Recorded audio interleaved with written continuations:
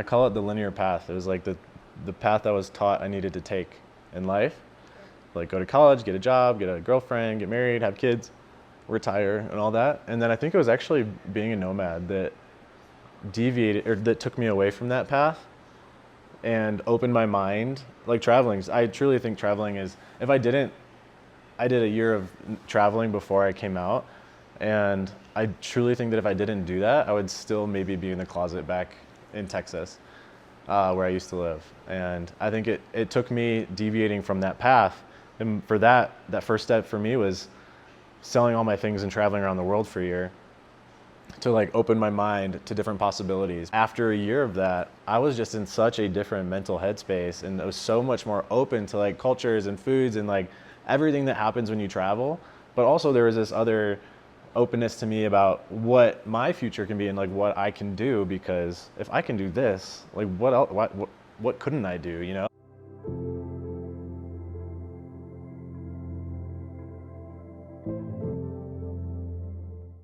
This sounds absolutely crazy, but I truly don't think I realized, or at least it didn't click in my head until I was 28 years old.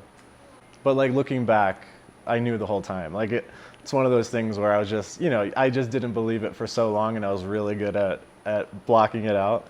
But once I allowed myself to go there and break down some of the walls that I had, it was very obvious that it, you know, had been there the whole time.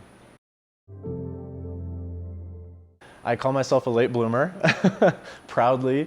One of the first couple of experiences, I think the first thing that really stood out to me was talking to other people and hearing their coming out stories. I think in my mind I had such a limited view as to how coming out worked. I had this idea that everybody was out by the time they left college, and then you just began your life as a queer adult. And one of the things that was the most shocking to me, one of the best things, was listening to other people's coming out stories after I came out and realizing that it's not a one-size-fits-all process. Everybody has their own journey, and despite all the differences, there's always like these commonalities throughout the stories too, that for me, coming out late made me feel much more included and part of the community, because I felt like I had stuff in common with people who had been out for, you know, 10 years longer than me. And so I have largely been living in the San Francisco bubble for a long time. And so I haven't had too many experiences where it hasn't been well received, luckily. Yeah, I've been lucky in that sense.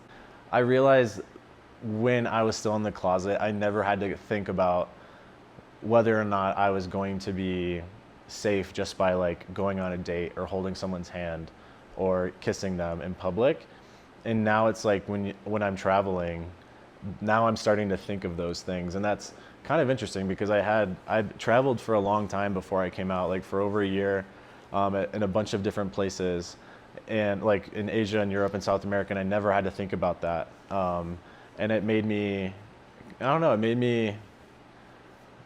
it opened up my eyes a little bit now that is a thought that comes through my head. Even in traveling in the US too. Like I leave San Francisco and I think about this stuff now, and it's like, oh, I've never had to do that before in my life, but now I do. The way that I've tried to think about this and attack this has been through story sharing, because I think people are afraid of what they don't know or are unfamiliar with. And so I find that sharing stories is the best way to build empathy, and to share experiences, so that, you know, I think at this point everybody knows somebody who's gay or queer in their life, and I don't know that they understand a lot of the struggles that people go through to be able to live as their authentic selves day to day. And so that's part of why I started my podcast too, is not only to help queer people come out who are considering coming out or coming out right now, but also to help educate allies about the struggles that people go through and the different challenges that they face. I think a lot of people just don't know the struggles that people have gone through to get to where they are today. I mean, I realized that too, like in my process of coming out later in life and realizing the great privilege that I had. Like I was that person for so long.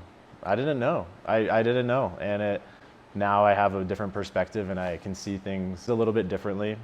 And through story sharing, that has been my way of kind of helping normalize everything.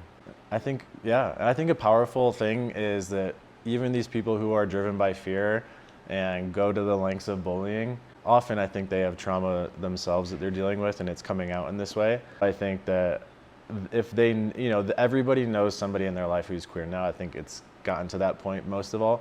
And I think that if they had just had more insider perspective into, their loved ones or their coworkers' life and their struggles, I think that'd be a big means for change, I think.